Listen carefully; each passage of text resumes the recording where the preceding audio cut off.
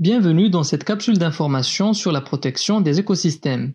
Il y sera question des différents milieux à protéger, des impacts des changements climatiques et de la gestion des niveaux d'eau, ainsi que de certaines actions déjà posées pour assurer leur protection. Les lacs et les rivières sont composés de plusieurs écosystèmes et sont reliés également à plusieurs autres comme les milieux humides et les plages. 3 des 5 problématiques jugées prioritaires par les 40 organismes de bassin versant du Québec en 2020 sont liées à la protection des écosystèmes, soit la destruction ou la dégradation des milieux humides, la perte ou la dégradation des autres écosystèmes et la présence d'espèces exotiques envahissantes. Lorsqu'un plan d'eau est régulé par un barrage, certains écosystèmes sont plus à risque d'être perturbés. Parmi ces écosystèmes, on retrouve les frayères, les milieux humides qui peuvent être asséchés ou encore les plages qui peuvent disparaître en amont du barrage. Les populations de reptiles et d'amphibiens sont intimement liées aux littoraux et aux rives. Selon le rapport du gouvernement provincial sur les écosystèmes aquatiques de 2020, 56% des espèces indigènes d'herpétophones du Québec sont dans une situation précaire. Plusieurs facteurs peuvent modifier l'état de santé des populations d'amphibiens ou de reptiles au Québec, notamment la destruction, la dégradation et la fragmentation de leur habitat. Les espèces exotiques envahissantes peuvent assécher les milieux et causer certaines malformations chez les amphibiens. Pour les tortues et les reptiles, la modification des rives et la dégradation de la qualité de l'eau peuvent être dommageables. Par ailleurs, l'assèchement de certains plans d'eau tels que les ruisseaux pourrait forcer ces populations à changer d'habitat. Le rapport du gouvernement provincial sur les écosystèmes aquatiques de 2020 précise que 21% des espèces indigènes de poissons du Québec sont dans un état précaire. Les principaux facteurs affectant les populations de poissons incluent notamment les contaminants, la pêche intensive, la navigation et l'introduction d'espèces exotiques envahissantes, qui provoquent la destruction et la fragmentation de leur habitat. Les barrages représentent des obstacles incontournables pour les poissons. Par conséquent, ils ont un impact direct sur certaines populations de poissons puisqu'ils fragmentent leur habitat. La carte suivante présente la biodiversité des espèces de poissons au Québec, excluant le milieu marin. Les zones bleues présentent une faible biodiversité alors que les zones rouges, situées dans le sud du Québec, montrent une concentration élevée d'espèces différentes. Les stries, par exemple, possèdent une biodiversité moyenne. Les frayères, soit les sites de reproduction des poissons, sont des zones critiques pour le maintien des populations de poissons. L'érosion et la perte de végétation riveraine peuvent affecter fortement les habitats de frai pour les poissons. La sédimentation peut également limiter la disponibilité de sites de frai pour les espèces qui fraient sur le gravier ou le sable. Les barrages peuvent modifier les habitats des poissons par la gestion des niveaux d'eau. Les milieux humides occupent environ 10% du territoire au Québec et représentent en fait une diversité d'écosystèmes dans les marais, les étangs, les tourbières et les marécages. Ils remplissent des fonctions écologiques essentielles qui sont aujourd'hui reconnues même si leur protection demeure difficile. Selon le rapport du gouvernement provincial sur les écosystèmes aquatiques de 2020, plusieurs facteurs fragilisent ces écosystèmes, notamment l'urbanisation, les activités forestières et agricoles et le réseau routier. La construction de barrages hydroélectriques est une principale source de perte de superficie de tourbières au Québec. Environ 1% de l'ensemble des tourbières ont été inondées. On peut voir dans le tableau suivant que les plantes poussant dans les milieux humides et les rives sont les plus vulnérables au changement climatique. Le réseau de suivi de la biodiversité et milieux humides du Québec tente de répertorier et de documenter l'évolution des milieux humides présents sur différents sites sélectionnés. Les types de plages varient considérablement. Elles peuvent être formées de sable ou de galets. Elles se retrouvent en zone urbaine, dans les estuaires, les lacs et les rivières. Les plages sablonneuses dans les lacs sont formées par le sable contenu dans les ruisseaux ou le fond du lac. Les plages sont des écosystèmes fragiles qui soutiennent une variété de plantes et d'animaux. Les plages offrent également de nombreuses possibilités de loisirs pour la population et soutiennent plusieurs activités récréo-touristiques et économiques pour de nombreuses municipalités. La construction de barrages a amené la disparition de plages en amont de ceux-ci, soit totalement ou partiellement. Leur protection demeure donc un défi constant. La propagation d'espèces exotiques envahissantes est une menace grandissante pour tous les plans d'eau au Québec, quoique leur présence ne soit pas reliée aux barrages en tant que telle. La gestion des niveaux d'eau par les barrages peut contribuer à lutter contre les espèces envahissantes. Une espèce est dite exotique envahissante si c'est une espèce animale ou végétale, ou encore un micro-organisme qui devient un agent de perturbation nuisible à la biodiversité des écosystèmes dans lesquels elle s'est établie. L'espèce est dite donc exotique parce qu'elle n'est pas indigène à la région. Elle peut avoir été introduite dans la région par l'humain ou avoir migré avec le climat. On estime que 163 espèces non indigènes ont été introduites dans le bassin des Grands Lacs, dont 85 sont aujourd'hui observées dans le fleuve Saint-Laurent. Il est très difficile de contrôler leur propagation et souvent impossible de les éliminer totalement. Il faut distinguer la problématique des espèces exotiques envahissantes de celle de la propagation excessive des espèces indigènes ou locales. Lorsqu'on parle d'herbiers, on réfère aux îlots de plantes aquatiques relativement denses. Ils peuvent être composés d'espèces envahissantes mais aussi d'espèces indigènes. À titre d'exemple, le Myriophylle aepi est une plante aquatique exotique envahissante très abondante dans certains plans d'eau. On la retrouve actuellement dans 183 plans d'eau au Québec. Originaire de l'Europe, de l'Asie et du nord de l'Afrique, cette plante a été introduite en Amérique du Nord, au milieu du XXe siècle, par les eaux de ballast des navires, mais aussi à titre de plante d'aquarium. Il est important de bien identifier le Myriophylle aepi et de différencier des espèces indigènes moins envahissantes. On distingue le Myriophylle aepi des espèces de myriophylle indigènes grâce à ses feuilles qui sont composées de 12 à 24 paires de folioles très serrées, alors que les espèces locales ont de 3 à 4 paires de folioles un peu plus espacées. Le Myriophylle aepi se reproduit principalement de façon végétative, par la fragmentation de ses tiges, à partir du mois de juillet jusqu'au mois de septembre. De ce fait, un fragment de tige peut flotter, puis s'enraciner un peu plus loin pour former une autre colonie. Le Myriophylle aepi produit également des stolons qui facilitent la croissance des colonies. Le Myriophylle aepi préfère les eaux peu profondes, soit entre 1 et 4 mètres de profondeur. Il peut tout de même s'enraciner jusqu'à 10 mètres de profondeur. Il est surtout observé dans les lacs à substrat fertile et à texture fine, lorsque la luminosité est élevée. Si le phosphore est montré du doigt comme responsable de sa prolifération, de nombreuses études ont montré que c'était un mythe et que ce seraient plutôt les apports en azote qui favoriseraient sa croissance. Les activités humaines comme le passage d'embarcation ou la baignade contribuent à la propagation du myriophylle en fragmentant davantage les plants et en les transportant plus loin dans le plan d'eau ou même dans d'autres plans d'eau. En effet, les tiges du myriophylle sont souvent coincées dans les hélices des bateaux et peuvent ainsi être transportées dans les plans d'eau avoisinants. Dû à son effet de couverture végétale dense, le Myriophylle aepi peut créer un changement au niveau des paramètres chimiques et physiques des plans d'eau. Plus les herbiers sont denses, plus il empêche la lumière de pénétrer la colonne d'eau et donc à l'eau de circuler.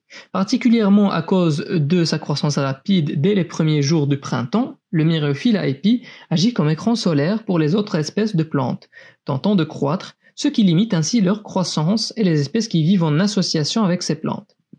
Lorsque les plants de myriophylle meurent, la quantité de matière organique qui se décompose provoque une diminution en oxygène dans l'eau et une libération importante de phosphore, qui favorise l'eutrophisation des plants d'eau. Par ailleurs, le pH de l'eau a habituellement tendance à augmenter près des herbiers. La diminution en oxygène et un pH plus élevé nuisent à la survie des poissons. Pour les humains, la présence de ces herbiers de Myriophylle aepi nuit grandement aux activités nautiques comme la navigation, la pêche et la baignade, provoquant par conséquent une baisse de la valeur foncière des propriétés riveraines. Une autre plante exotique envahissante que l'on retrouve dans nos plans d'eau est le roseau commun, aussi appelé phragmite.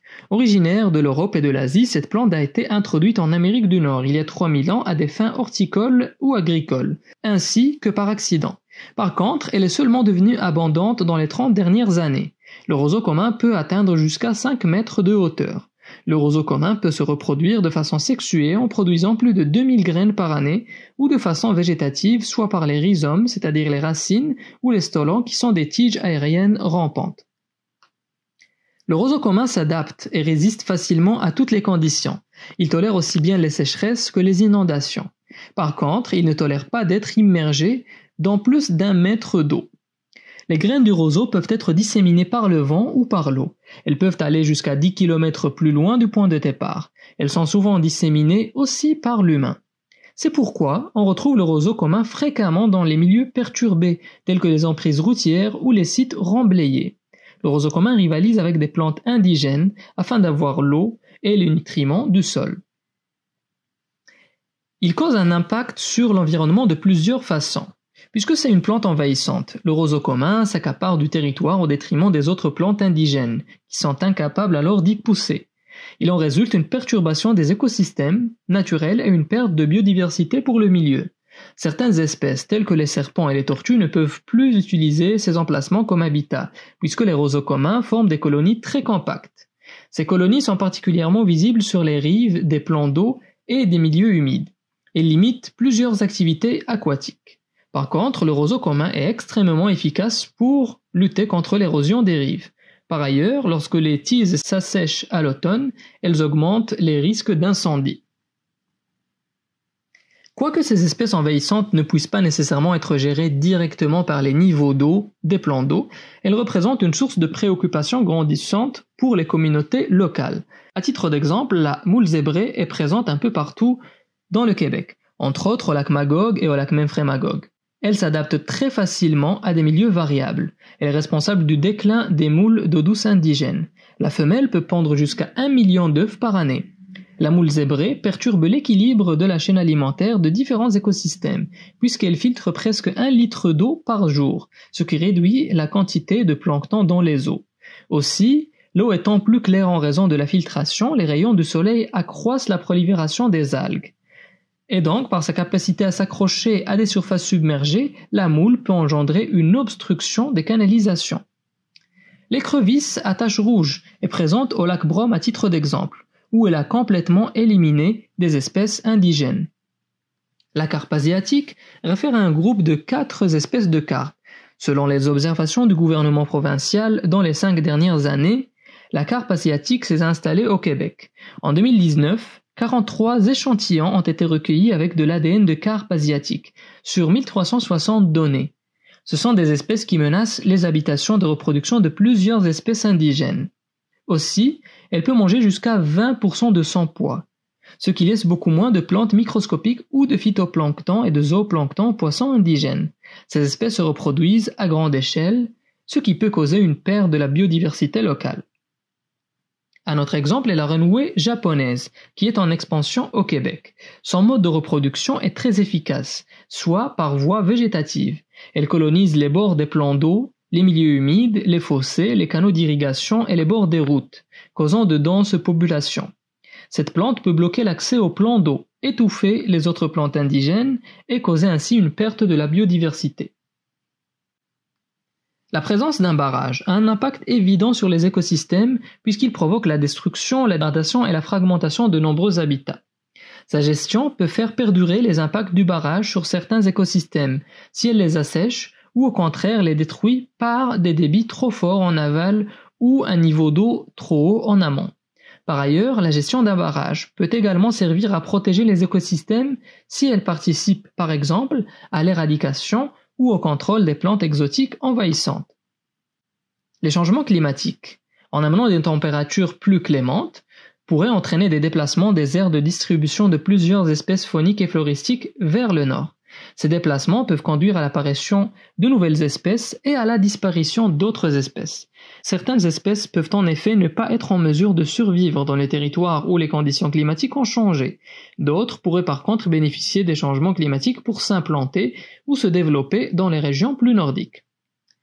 La modélisation des effets potentiels des changements climatiques suggère que le nombre des espèces exotiques envahissantes sera en augmentation dans le nord du Québec et que le nombre d'espèces de poissons sera en diminution dans le sud de la province, pour différentes raisons dont la température plus élevée de l'eau qui réduit l'oxygène disponible dans l'eau et les précipitations abondantes qui réduiraient la qualité des habitats.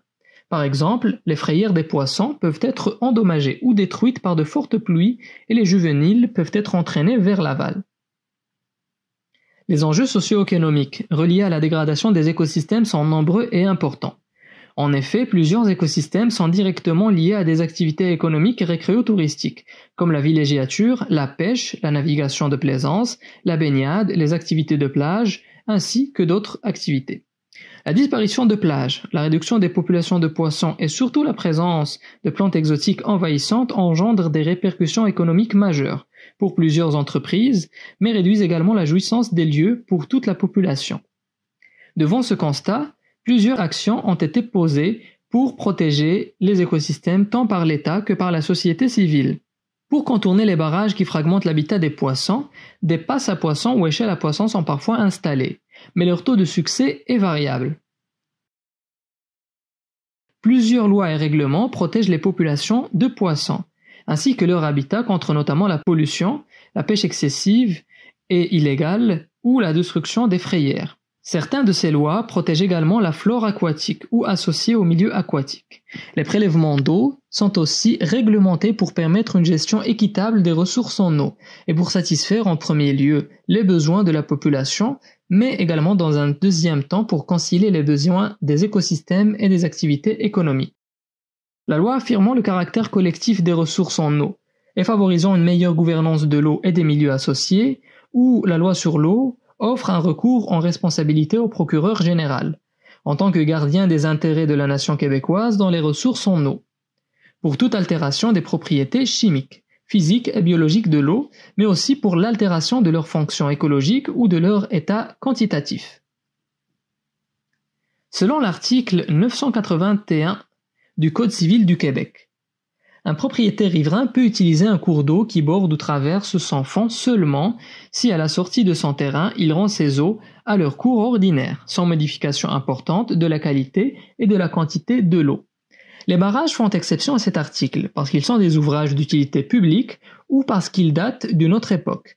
Mais quoi qu'il en soit, le propriétaire d'un barrage ne peut le gérer en faisant abstraction des impacts qu'il occasionne en aval de son barrage. C'est pourquoi le gouvernement provincial a établi en 1999 la politique de débit réservé écologique pour la protection du poisson et de ses habitats, qui exige, sauf exception, qu'un débit minimal d'eau s'écoule de tous les barrages afin de protéger les populations de poissons et leur habitat en aval des barrages. Les activités assujetties à cette politique incluent les nouveaux projets d'aménagement hydroélectrique, le suréquipement de centrales existantes, la réfection des barrages désaffectés, de même que les révisions des plans de gestion des eaux retenues présentés au ministère de l'Environnement du Québec.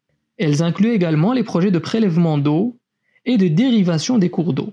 Cet arbre décisionnel démontre qu'il faut déterminer en premier lieu si un débit réservé écologique est possible. Selon la politique, lorsque la faisabilité d'un projet est menacée par le maintien d'un débit réservé écologique, l'aménagement d'habitat combiné au maintien d'un débit inférieur au débit réservé écologique peut également être considéré pour atteindre l'objectif d'un gain net d'habitat ou de productivité. Lorsqu'il est établi qu'un débit réservé écologique peut être maintenu, ce débit doit être déterminé à l'aide de méthodes fiables et scientifiquement reconnues, et doit être modulé selon les diverses périodes biologiques identifiées, pour le ou les tronçons perturbés. Dans les deux cas, un débit minimum doit s'écouler du barrage.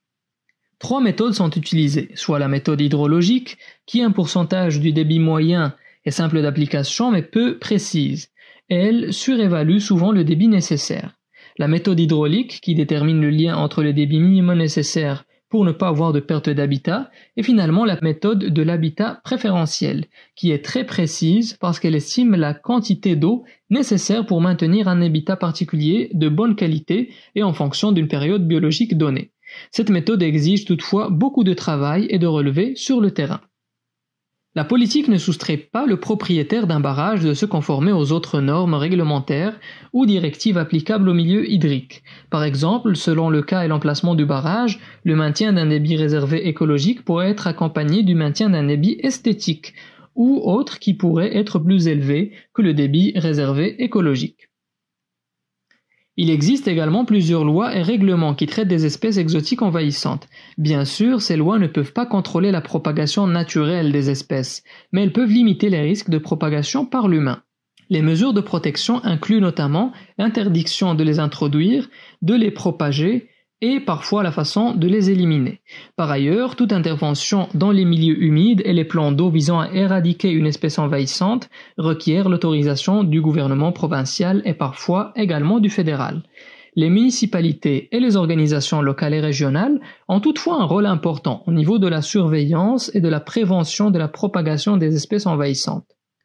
Certaines pratiques se sont révélées efficaces pour prévenir ou limiter la propagation des espèces exotiques envahissantes. Plusieurs municipalités au Québec ont adopté des règlements obligeant le lavage des bateaux avant leur mise à l'eau sur leur territoire ou du moins dans certains plans d'eau de leur territoire. C'est le cas notamment de la ville de Tremblant, de Saint-Donat, de Magog et de North Atlee. Par ailleurs, le lac Mercier et le lac des Îles indiquent à l'aide de panneaux, par exemple, les zones de myriophylle à épis qui sont à éviter en bateau, afin de ne pas les propager dans d'autres secteurs du plan d'eau. Plusieurs méthodes sont autorisées par le gouvernement pour lutter contre le myriophylle à épis.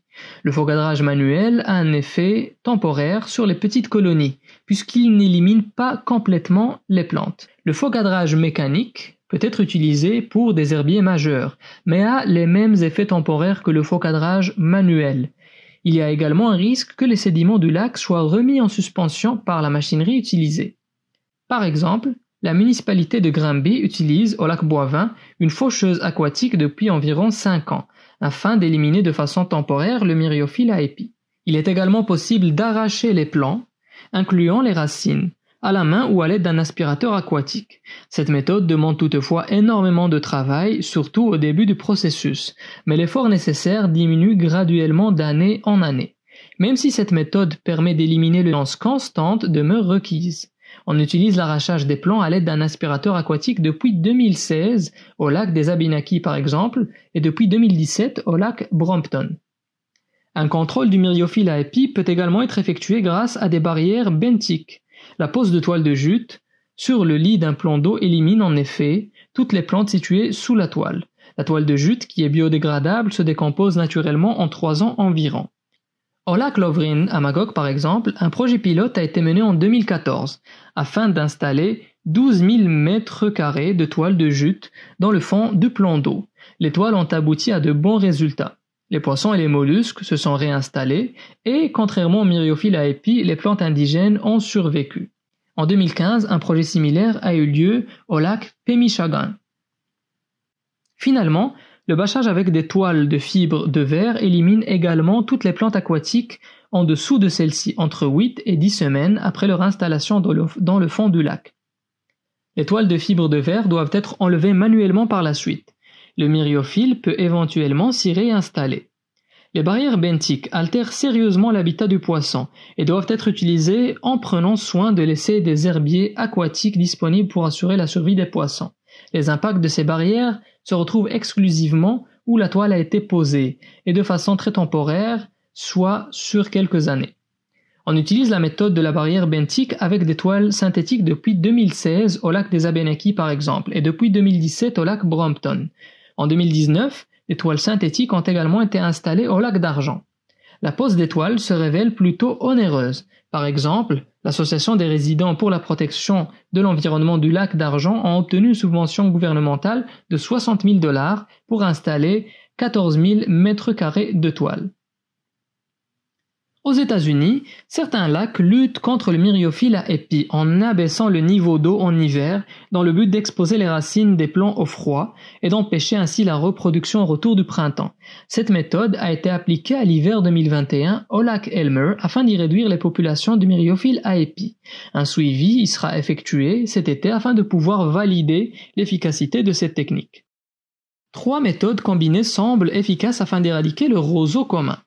L'extraction mécanique qui consiste à couper la tige du roseau sous la surface du sol ou sous l'eau, le bâchage avec des toiles opaques qui doivent être installées pendant au moins 2 ans afin de priver le roseau de lumière et empêcher la repousse, et finalement la plantation d'espèces indigènes afin de créer une compétition naturelle.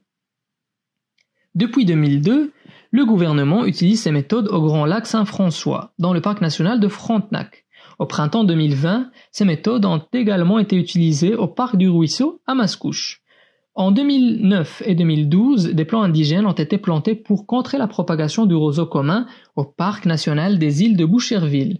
Toutefois, devant un succès mitigé, des mesures de fauchage, de bâchage et d'application manuelle d'herbicides ont été ajoutées.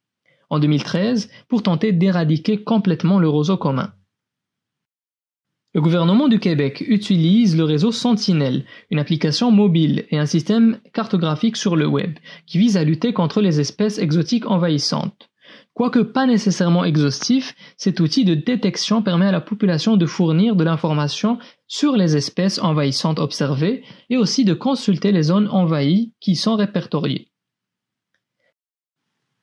Les changements climatiques et les espèces exotiques envahissantes exerceront lors des prochaines décennies une forte pression sur nos écosystèmes aquatiques. La gestion des barrages fait également partie intégrante des causes importantes de dégradation des écosystèmes, en asséchant ou en détruisant par exemple certains écosystèmes et en segmentant les habitats fauniques et floristiques. Toutefois, la gestion des barrages pourrait aussi peut-être venir en aide à la lutte contre certaines plantes exotiques envahissantes dont le myriophylle aepi. Une gestion adaptative et intégrée des barrages requiert par conséquent de considérer la conservation des frayères et des écosystèmes fragiles comme les milieux humides et les plages, mais également la lutte contre les espèces exotiques envahissantes, lors de l'établissement des codes d'exploitation. Pour les autres composantes de la protection des écosystèmes et pour compléter l'action des barrages, des plans de gestion particuliers pouvant s'inspirer des actions déjà posées ou d'initiatives innovantes devront être établis pour minimiser les impacts des changements climatiques. Le projet Acclimatons-nous compte sur le soutien financier de plusieurs partenaires gouvernementaux, municipaux, académiques et communautaires. Pour de plus amples informations sur le projet, nous vous invitons à naviguer sur notre site web et à consulter les différentes capsules d'information. Vous pouvez également nous faire part de vos commentaires en nous écrivant à l'adresse acclimaton.nous@usherbourg.ca. Merci et au plaisir de vous revoir sur notre site web ou en personne.